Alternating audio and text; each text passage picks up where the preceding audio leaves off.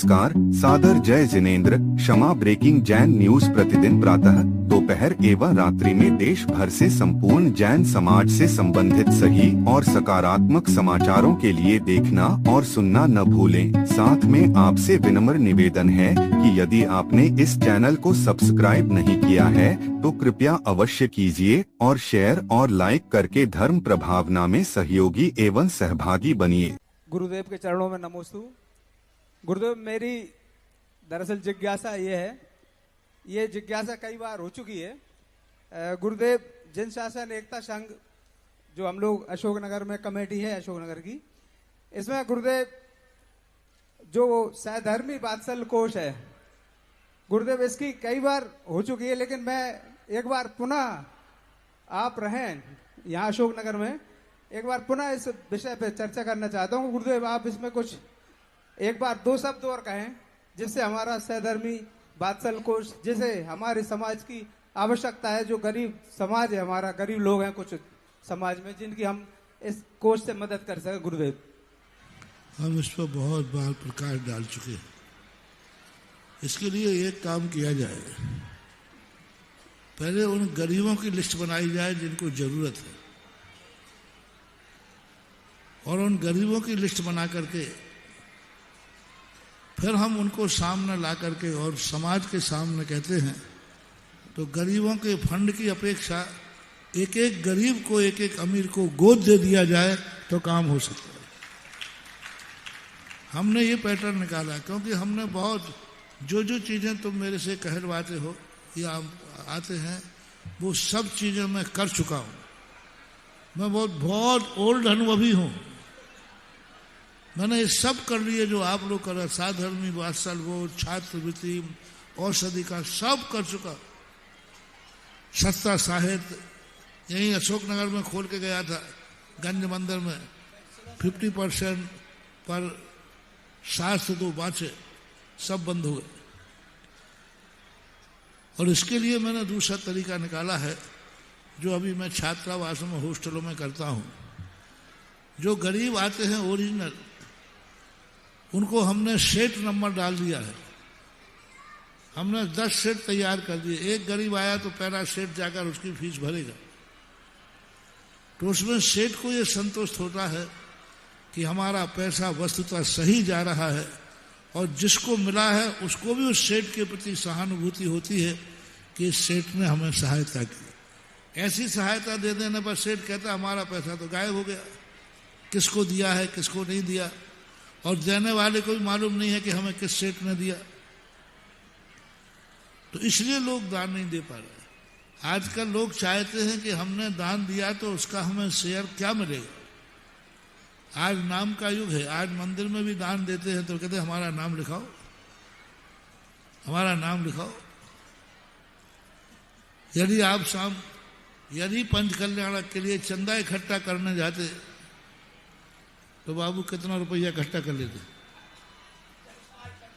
चंदा इकट्ठा करने का, नीरज बाबू, यदि ये सब ग्रुप मिल करके पंचकर्म का चंदा इकट्ठा करने जाते तो कितने कर पाते?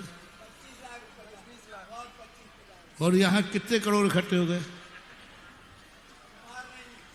मूल काम है कि उसको शेयर मिलना चाहिए, उसको पद मिला, उसको इंद्र पद मिला, उसको सामने दिख रहा है कि मैं भगवान का अभिषेक कर रहा हूं, मेरे सामने हो रहा है, मैंने लोकांतरिक देव बने, हमें सामने मिला दिया।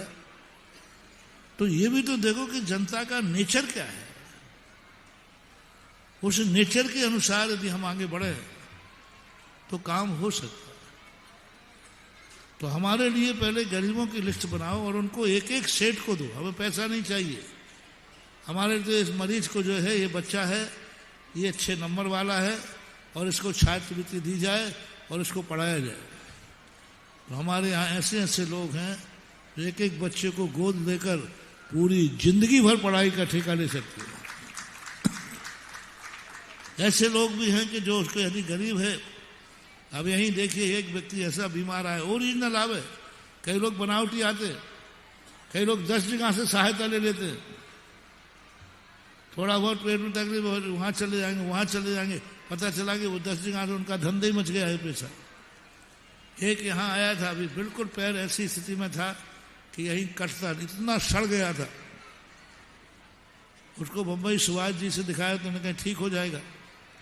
तुरंत उसकी दशा देखकर एक व्यक्ति ने गोद में उठाया और बोले महाराज इसका जो भी खर्च आएगा हम उठाएंगे, इसका पैर बचना चाहिए।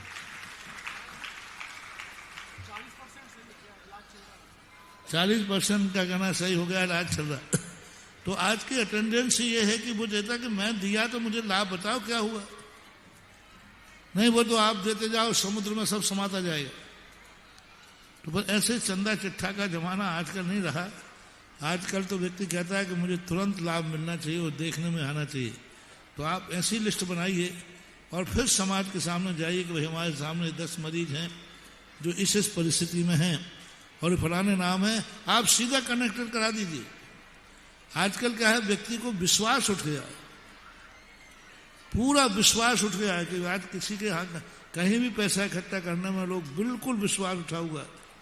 उसको सीधा संपर्क करा दीजिए कि भाई ये है मरीज, ये है आपका दवा, ये है डॉक्टर, आप तीनों निपट लीजिए, अपन फ्री हो जाएंगे। वो अपने आप को अभाग्य समझेगा। ऐसा तरीका कर सकते। हालांकि कोई ना कोई, देखो कोई एक कार्य होता है उसमें अनेक पहलू होते हैं। मैं कहता हूं कि गरीब वात्सल्य कोष होना चाहिए। अब कई बार होता है कुछ चीजें ऐसी होती है, जैसे अभी कार्यक्रम में अभी चर्चा कर रहे थे हम कि हमें वे ज्यादा दिखते हैं जो हमें पंडाल में दिखते हैं। वो कार्यकर्ता ज्यादा दिखते हैं कि ये बहुत कार्य कर रहे हैं, लेकिन पंडाल के बाहर जो कार्य कर रहे हैं उनको कोई देखने वाला नहीं है। इस कार्यक्रम की सबसे बड़ी देन है, सबसे बड़ी देन शासन प्रशासन से भी बहुत बड़ी देन है। इस 5 दिनों में जो सारा शहर सफाई देख रहा हूं वो है नगर पालिका के सारे पार्षद। मैं अभी पूरे शहर में घूम के आया हूं और जाते ही हूं आहार चर्या के लिए। 5 दिनों से जो सड़कों की सफाई दिख रही है, लाइटिंग और सजावट तो आपकी देख ही रहे, लेकिन हर मोहल्ले, किसी मोहल्ले में जाओ पूरा साफ दिख रहा है। और सारे नगर पालिका के पार्षद और सदस्य एक ही बात ध्यान में रख रहे हैं कि इस समय पूरे भारतवर्षीय पूरे अशोकनगर की शान वाला पंचकाणक हो रहा है, वहां कुछ नहीं है। बहुत बड़ी चीज है। अब उनको अपन देख नहीं पाते, उनको तुम तो यहां देख पाते हो जो स्टेज पे आ जाते हैं, सब तो अपन जानते हैं, लेकिन वो लोग भी इस महोत्सव के भागीदार हैं। जो इस महोत्सव को नगर पालिका के पार्षद आदि मिलकर के जो सारे नगर को साफ करके सुंदरता में 4 चांद लगा रहे, उनको भी उतनी मिलेगा। ध्यान रखना, ये शेयर बराबर बंटवारा होता है। सेवा वो सबसे बड़ा सबका होता है।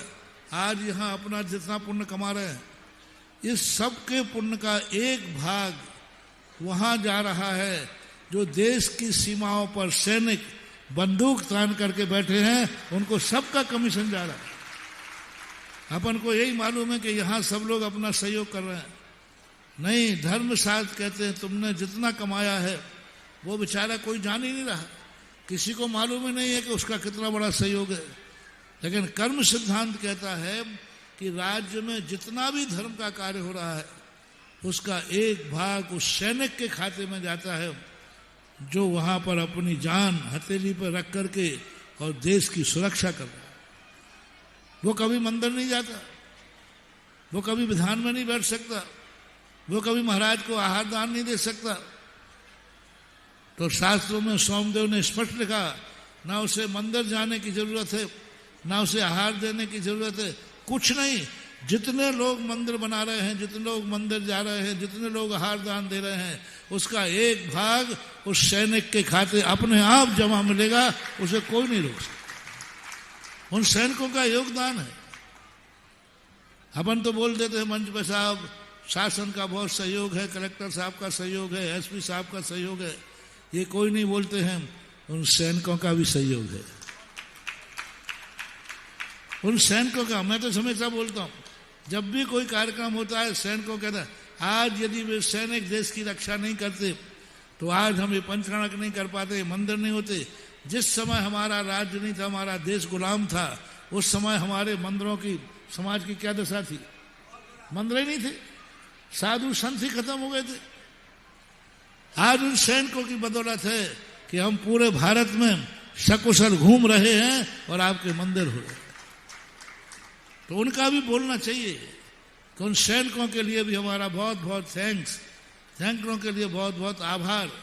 और मैं तो संकल्प पूर्वक कहता हूं, मैंने संकल्प ही है कि मेरी जिंदगी में मैंने जितनी साधना की हो, उस साधना का एक भाग मैं उन सैनिकों के खाते भेजता हूं, जिनकी बदौलत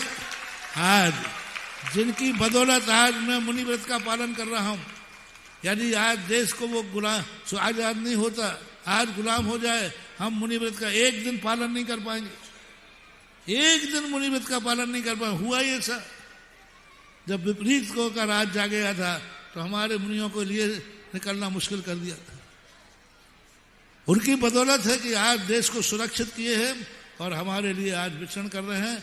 मैं तो संकल्प पूर्वक भेजता हूं उन सैनिकों के लिए। इसी प्रकार से हमेशा ध्यान रखना चाहिए और मानना चाहिए कि जो लोग स्टेज पर नहीं आ पा रहे हैं, उनकी मर्यादा है, उनका भी सहयोग इस कार्यक्रम में है।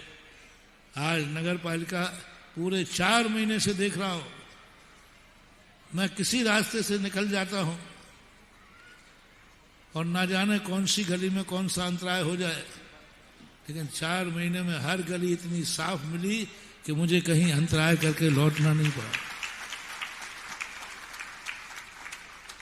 वो भी अभाग्य है, वो भी अपना पुण्य उठा रहे हैं। एक बार मुझे एक सारे लेबर लोग से उन्होंने घेर लिया, बोले महाराज जी आपके प्रवचन हम सुनते रहते हैं, बड़ा ने सेठ ने इतना दान दिया, इसने इतना दान दिया, इसने इतना दान दिया, हम तो कुछ नहीं दे पाए, तो हमारा तो कभी कल्याण होगा ही नहीं। तो मैंने कहा चलो बैठते, सब बैठ गए। फिर मैंने कहा तुम्हें सेठ के बराबर ही पुण्य लगेगा, तुम मेरी बात मान जाओ तो तुम्हें कुछ नहीं करना। बेलदार से हमने कहा जब तुम तसला उठाओ ना, रेत का, मिट्टी, ईंट का, बस यही कहना, इतना ही सोचना, हे भगवान मजदूरी तो मुझे कहीं करना ही थी, लेकिन मेरे कितने भाग्य हैं कि मैं ये मजदूरी मंदिर बनाने में कर रहे हैं जहां भगवान बैठेंगे। बस इतना भाव कर लेना, इतना सा भाव कर लेना। इतने भाव करने मां से तुम और सेठ जी एक ही स्वर्ग में मिलोगे, एक ही स्वर्ग में मिलोगे, बस अवभाग्य मानना है। तो ऐसे ही सब लोगों की साझेदारी होती है। तो अपना हर व्यक्ति, हर लोग, इतने नगर पालिका परिषद का मैं 4 महीने से निरंतर देख रहा हूं। वो भले स्टेज पर नहीं आते बेचारे, भले वो स्टेज तक नहीं आ पाए, लेकिन उन्होंने पूरा 4 महीने उन्होंने इस तरीके से अपना माना है। और इस पंचकल्याणक में तो जितनी सजावट तुम्हारी आकाश में है और पार्षदों की सजावट जमीन पर है, लाइट की सजावट आकाश में है और सफाई की सजावट जमीन पर है। तो ये सबके लिए सब मिलकर के कार्य करते हैं, तो सभी का अपने आप में भागीदारी होती है।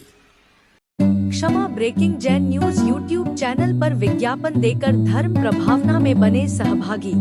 विज्ञापन देने हेतु संपर्क कीजिए मोबाइल नंबर 9026900740 एवं समाचार एवं वीडियो भेजने हेतु व्हाट्सएप नंबर 9335236222।